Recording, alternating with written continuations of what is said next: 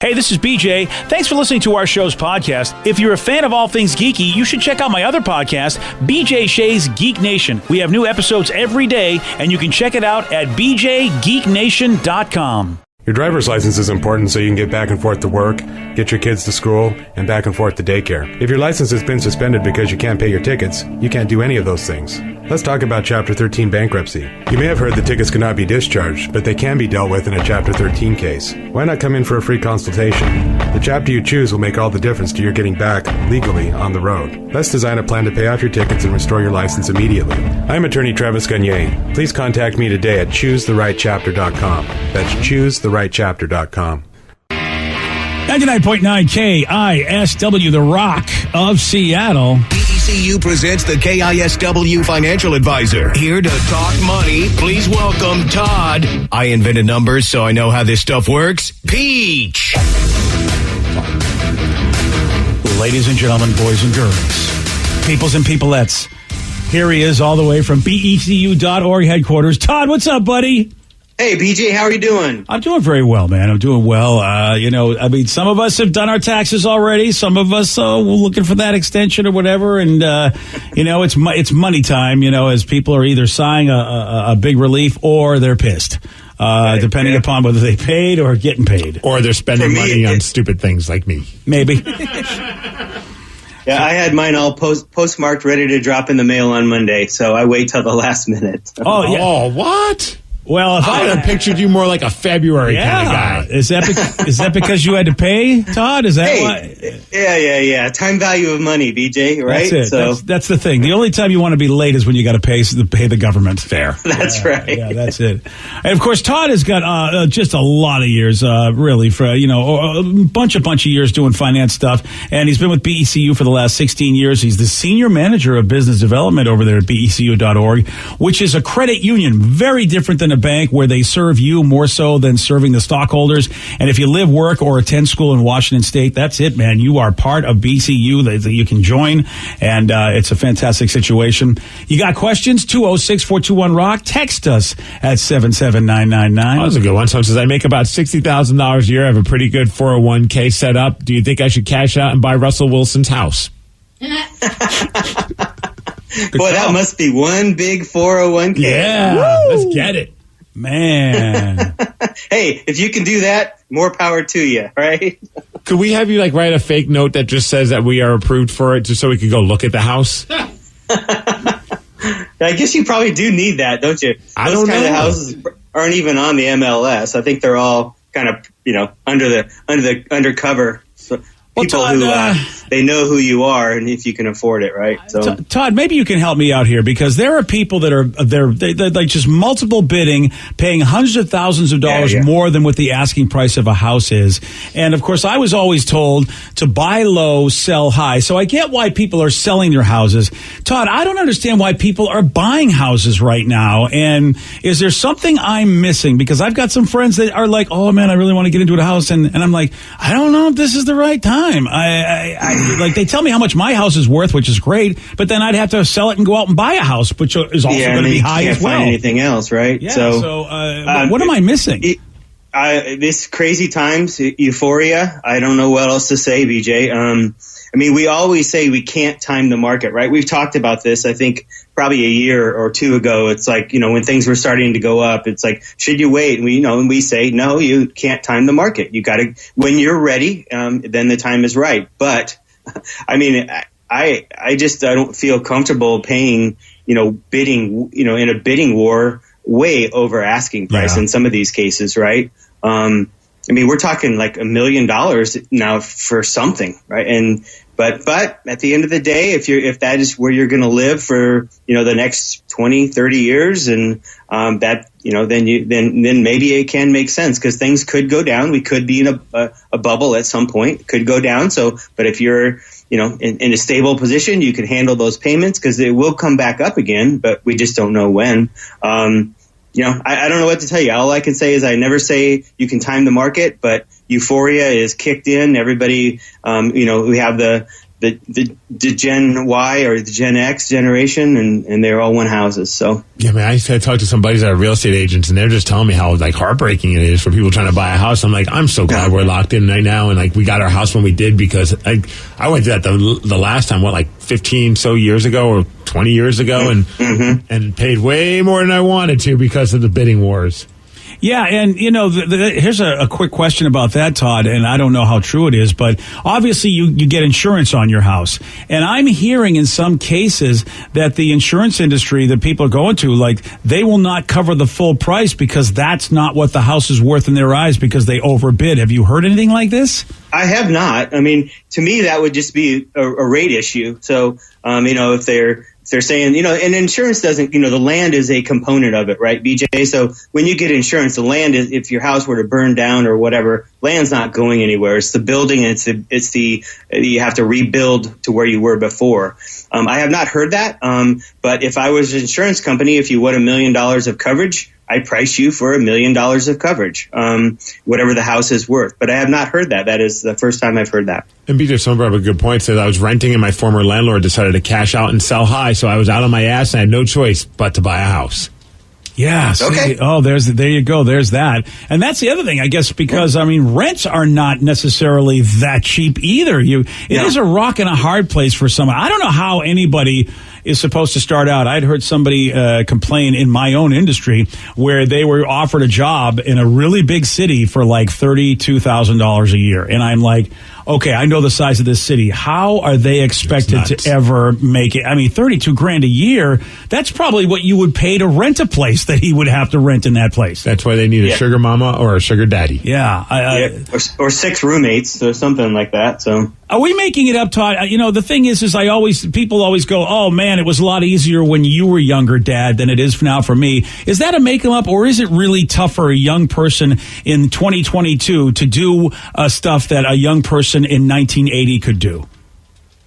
I'll look back at myself, and because I was an 80 person when I bought my first house, late 80s actually, or it was 88, 89, and I just saved, BJ, and I didn't have 20% down. I think I only had 5% down and got in, and then off we went. So I can't say it's harder today. I think you just have to be, you have to, have a good income and work hard to make that income and be disciplined on your savings so you can come to the table with money down. But because the wages, obviously, when I first started out, I wasn't making a ton of money either, right? And so you just have to understand that you get in. It might be tough for the first few years, but your salary will grow over time, and then in 3 to 5 years, whatever that may be, handling that mortgage will be much easier. So I'm not going to say it's harder today. I think you just have to be disciplined, work hard, make as much as you can, enjoy what you do. And really tighten down the expenses and save. Enjoy what you do and tighten down the expenses. I think that's the problem we're having, because those two don't seem to go well together. Because enjoying what I do, or if you're a guy by the name of Steve Miggs, it involves purchasing many hockey jerseys and T-shirts, and and that's I don't think that goes. Well, that's enjoying what you buy. BJ, that's right? enjoying what you buy. Yes. Oh, there you go. All right, we have a text question that said, I just got $100,000 inheritance. What's the best way to invest to make money while still keeping that money safe? Good for you. Now, Todd, if I could answer that, I would say invest in, it's a great bank. It's MIGSU, and just send the money there. Oh, MIGSU. Yes. Oh, great bank. Wow. MIGSU.org. Oh, okay. And we'll take care of your cash. Oh, wonderful idea. No problem. Well, unfortunately, there's no way to keep it 100% safe and make a lot of money. You have to take risk if you're going to make money. So if you need this $100,000 in the short term, I would just put it into a money market, possibly a CD short term, because rates are going up. So CD rates are going to continue or will go up in time. But that's about the only thing you can do if you want 100%. Keep that safe. And what is the rates now though? Like in a money market or a CD, it's not a lot. No, it's not much. No. But I do expect those to go up as interest rates have gone up. It'll take a little bit of time for the financial institutions to catch up, but they will. So I think mortgages are hovering around 5% now. And and what do you think, Todd, is the right amount of money to get some financial advisor? If you're not somebody that's like really a student of the game, which is what I say, I've got a lot of friends that are students of the game. And old broadcaster Tom Likas was really a student of the stock market game, and he looked at me, and I have another friend that used to invest in for Paul Allen, and they both told me separately on different occasions, you should get a financial advisor because you don't care about this stuff, and you're an idiot, and you at least should get a financial advisor so you can have some return on your money. Well, how much do you think? Because $100,000 seems like a lot. That maybe it's time to get someone to help you out if you don't know. I mean, I would say, no matter. I guess I don't really put a number on it, BJ, because even if you're just starting out, you want to make sure you get started out in the right direction, right? And a lot of people will put the money they'll have. I think I just read a study. 90% of money in health savings accounts is in like cash. Well, that's money you're going to be using for medical expenses down the road someday, and you want to take some risks for that. So I'm going to say that there really is no number. If you're just starting out, seek some advice. You can talk to people. What should I be investing in? How much should I have in my emergency fund and my credit? And then if I'm in my 401k, okay, what should I have that in from day one? Because it won't grow if you don't do the things right. And then obviously then the price of poker gets much more costly as you have more assets. But so I'm going to say, let's do it right out of the gate. Let's talk to somebody, and then learn, as you grow, and then continue to talk to people. Now, as far as somebody actually managing your money, the financial advisor, turning it over, letting them make decisions. Yes, it's going to take a little bit more before they're going to be willing to do that. But you're probably there at that $100,000 level. Well, again, if you have any questions, we've run out of time with Todd. If you have any questions, you can always go to KISW.com and scroll down and just see the banner with Todd's smiling face. Todd answers as many questions as he can. He's super helpful. He's been amazing to the Rockaholics over the years. And if you are looking for a great place to just manage your money bank style, but you don't like what the normal banks do, boy, I'll tell you, a credit union and the good folks at BECU is for you. And all you got to do is live, work, or attend school in Washington State. Go to BECU.org to find out how you can be a member. Todd, always good talking to you, buddy. Likewise, BJ. Thanks so much. Talking about money, how about this? A woman just shared that her rent was doubled when her landlord found out about her OnlyFans page. So he doubles her rent. You're going to hear from her at 8:17 on The Rock. BJ and Migs, mornings on The Rock, 99.9 KISW.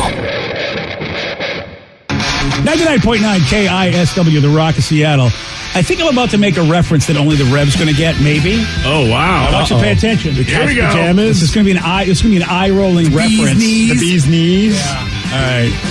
There's a 29-year-old woman named Romy, not to be confused with Michelle.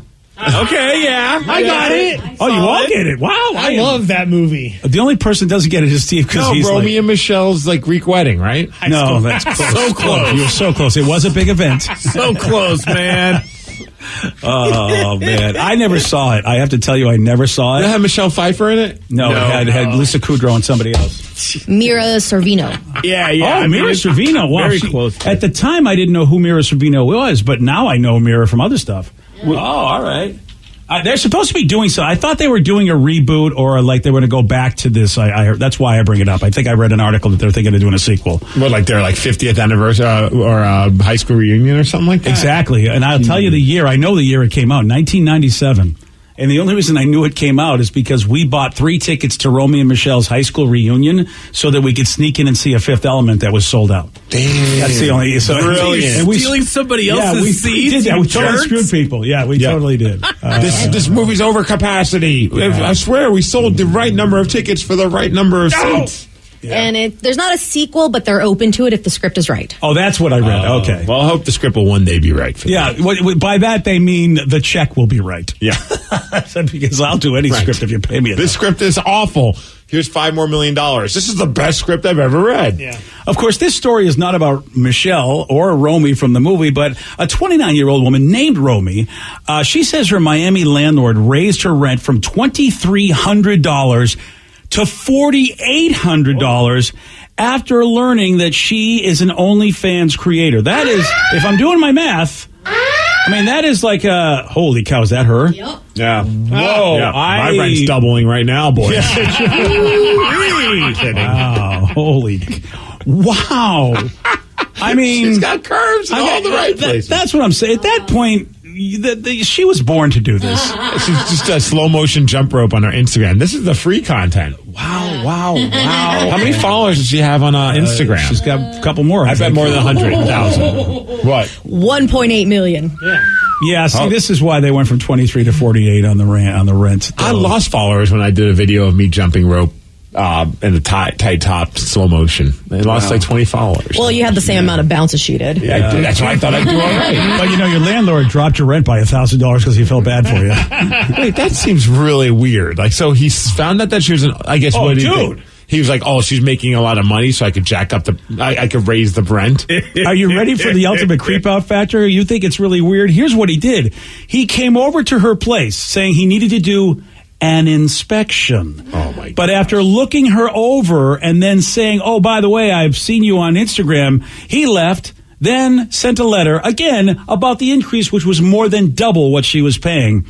Now, during the course of the year, Romy made her first $1 million and became one of the world's top OnlyFans creators. Good for her. Wow. But she says, I do not believe my rent should be tied to my income or my job choice. It shouldn't be.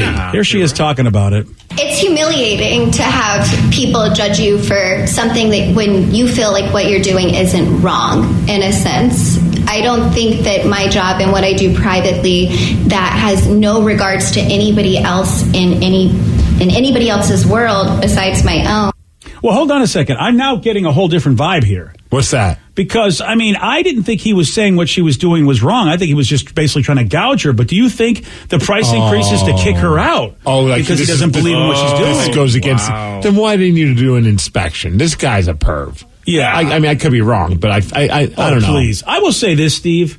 I'm with you. It's like, I get it when, look, this is definitely whatever is stereotyping, but when most men complain about like sex stuff or anything, like, I can't believe she's wearing, I'm like, who are you effing kidding? Okay, you're just doing this so you don't get in trouble with your spouse. Do you think that might be it? Like, he has a wife, and then the wife found out, and is like, we need to get this girl out of here. He's like, oh no, the only reason I'm doing this is I'm inspecting. I agree with you 100%, honey. You're right. She's bad for the... Yeah, so it sounds like that's what it was, is he's just trying to get her out. This whole thing's so messed up. It really is. So it's like, why is she renting? She should be buying. Well, yeah, if you make it like that now. Yeah, she needs to get a house. Just for funsies, I decided to look what else she's doing. She's got a Cameo. Of course she does. What's she charging for her cameos? $35 for personal use or $385 for a business. That's a fair deal. Honestly, you should offer her a chance. She could do all like those tutorial videos that we have to watch every other day. Dude, right? I watch those videos all the time if she was jumping up and down in them. We would all get 100% on those you tests. are kidding. I will not click on any phishing ads if you have Mary jumping up and down over here while she's telling me not to. And she's got her own personal replica, if you will, for men. I don't even know what that is. Whoa! That's her thing? Yep, she's got a replica. What's that going for?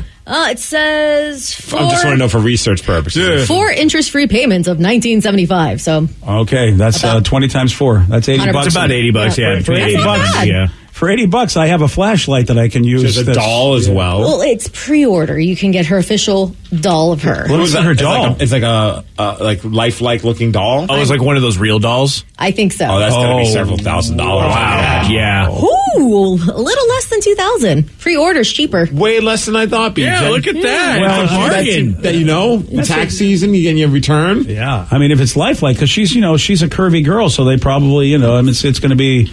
There's going to be a lot of material going into that. Yeah. I mean, she's I like this one texter says, the landlord's probably hoping for one of those I can't pay rent scenarios. All right. Oh, I hadn't thought about that. I'm really thinking he's just basically using his morals in this situation. And trying to just price her out. Yeah. Yeah.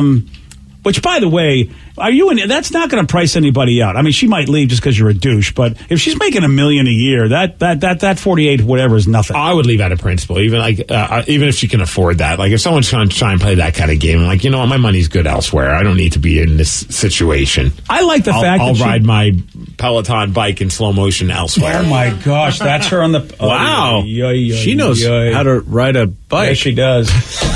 She's That is hypnotizing. It very much is. All of a sudden, Rev is interested in Peloton. Yeah, I know, right? Good for her. Honestly, again, I mean, that is the part of humanity that really, of all the things that we do as humans that are very much lizard brain stuff, eat, sleep, mate, and defend, we show everything else. We show everything else, including the defend part, which is the ugly side of humanity. Why do we get worked up over the pleasurable side of humanity, which is you look at somebody and you really have a good time thinking about him? Why is that a problem? One text like maybe he thinks he's owed extra money because she's using the rental property as her quote unquote photo studio. Oh yeah, it is a set. Yeah, but what is it? I don't. It's been a while since I've rented, but I mean, is there a certain like agreement that hey, if you're using this apartment or this rental facility or this house for your business purposes, you have to pay extra? I never heard of such a thing. Yeah, I mean, people are working from home. I mean, I don't understand how you could enforce that. She is. Yeah. A few people are just curious what her name is again. Romy Chase? Romy, Yeah. Romy Chase. Yeah. ROMI. And if you go on Instagram, it's Romy_Chase. And she's in Miami, which means there's probably a lot of beach action. I mean, seriously. I mean, therefore, she's. What does that mean? Meaning she's wearing beach like a bikini. Like she's doing a lot of stuff, a lot of running on the beach, jump roping on the beach. That's two of my favorite things: attractive people and the ocean. Maybe eating ice cream on the beach. Oh, that's three of my favorite things. You know what, Steve? It keeps getting better. Taking a walk. Oh my God! There's a lot of bikini shots. Oh, you're probably right though, because. The idea of somebody jacking up the rent because they realize this person's making a lot of money seems out there. But if this person's trying to get on their moral high horse and they're trying to just price them out, that seems to make a little bit. I'm not saying it's right, but it makes more sense in my head. You know what I love? I love is that we're seeing a new way that women can be very attractive, because she is not what Hollywood would call is in the right shape back in the day. But now everybody's sort of redefining that, and I love it because people find beauty in many different things. Steve, you and I have never agreed on what we thought was an attractive person. Right. I keep telling you I'm very attractive, and you're like, no, I totally no, you're not. I completely disagree. You, sir, are repulsive. And I love it. I mean, she's the perfect example of. I mean, I good for her, and she's making millions proving it. Good for her and her curves. I'm trying to be as respectful as possible. When in fact, you're nailing it. Oh, is that her Velma? Is she dressed like Scooby Doo's Velma? Yeah. Wow, Velma. Look. Zoinks! Yeah, Jinkies. Oh, there's her Elvira sort of witchy costume. Good for her. I mean, really good for her. She's making $1 million, not what some people would be years ago. People would be saying bad things about her. Could you imagine that though? Like here you are, you set up like everyone's trying to make their money. However, and I've got no issues with anyone doing OnlyFans or whatever it may be. But like she's probably thinking, I'll set up an OnlyFans and I'm hoping I'll get a couple extra dollars to make spending money or like help me with my gas money or whatever it may be. And the next thing you know, she starts seeing the subscriptions piling in. And next thing you know, you look at it, you're like, I've made $1 million. That has to be crazy. Yeah. And like imagine like having like an eBay store. Because I mean, obviously we can't do OnlyFans. I mean, I guess more comparable. Maybe you get a Cameo page. You gotta speak for yourself, man. I got a lot of people that are looking for Ridgeway porn. Oh, is that what it is? I'm gonna do it too. They won't, but they Ridgeway cosplay? Yeah, because they'll feel bad if it's the real dude. But since I look like the guy and I never hurt anybody, they don't mind supporting. Right. It's like those thumbnails where it's like, I know you really aren't stepbrother and sister. Exactly. But let's pretend. Okay, fine. Yeah. I'd make fun of you, but I feel like there is a market for that. Oh yeah. There's serial killer like everyone's obsessed with those serial killer documentaries, and then when I hear more and more about these women that are writing to serial killers and obsessed with them, you know how to do this thing. Set me up an OnlyFans page. He's still alive, and I don't want him to get wind of this happening, and then BJ doesn't show up to work one day. Yeah, but what's he going to do? So he's fine. He's not going to hurt one of his own. I'm in the club. And plus he's got to be careful. He doesn't know when I'll snap. I got the face. Is there also like maybe a market for Pale Shrek? Pale Shrek, I think, is a funny enough. Dude, there's a market for everything. But imagine like you set up a Cameo and you're like, maybe I'll make a couple of coffee money. And the next thing you know, you're looking at it and you're like, holy crap, this is bigger than I thought it was going to be. And next thing you know, you have $1 million. Yeah. That'd be amazing. I have to have somebody set it up for me, though. That's the problem. I'm sure I'm missing out on TikTok. I'm missing out on a lot of things because I'm seeing, there's some old man that everybody follows on TikTok. We played him one time. He's just like, he says nothing, and people love the guy. Yeah. I can do that. The puppet. Richard Johnson. Ted Johnson should be on Cameo, TikTok, and he just calls you the C word like we did at the roast. Yeah. It's a fantastic. He just calls you a dumb old C word. I would say that people would pay for that. Yes. Oh. Yeah. That'll be the best $65 I've ever spent on Amazon. Do it.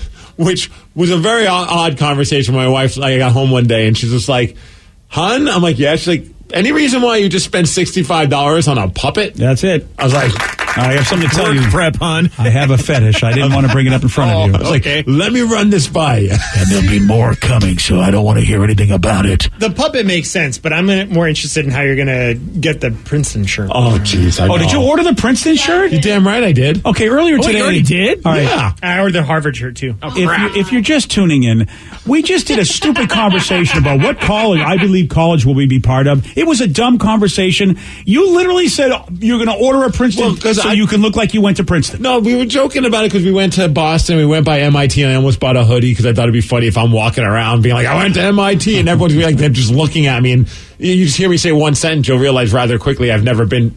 The only reason why I was at MIT is because we got lost and ended up there.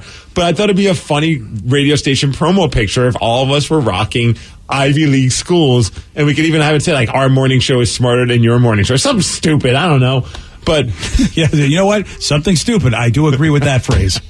So I go online, and on Fanatics, it was on sale, $15.95 for a Princeton T-shirt. Is it a T-shirt? Does it say you were an alumni, or is it just a T-shirt? No, it just says Princeton. Yeah. Oh, my God. Mine just says Harvard. See, and then you got one, too? You left the room. You two are morons. You Can I left just us say alone. No, I went to Princeton, and he went to Harvard. Vicky, please tell me you didn't get a Columbia shirt. No, I was just going to make it. Oh, jeez. I have a cricket at home. She's going to DIY it. Okay. Yeah, see, there's my Princeton shirt. The three of you are such idiots. Make sure you don't spell it. Make sure you don't spell it wrong. Yeah. No, spell it wrong. That's even better. Oh, that's yeah. Look at that. It's black, orange letters. It's right up my alley. But you never went to Princeton, and no one is ever going to believe you went to an Ivy League school. Know. Is Princeton in New Jersey? I think it is, actually. Oh, my goodness. Oh, my parents are in New Jersey. Oh, well, that's all you need. There you go. Yeah. I feel like you'll be I suppose you could be a Princeton. Who's going to question me? Everybody. Anybody that knows you is going to go, you didn't go to Princeton. If anyone went to Princeton, if there's like a secret handshake, let me know. I didn't order one. Rev, did you order Brown? I'm looking at Brown. Oh, my God. I mean, Brown is probably the funniest thing for him. How funny would it be if a picture of our entire show and all of us are wearing these Ivy League school shirts? Yes. So that means I'm going to have to spend.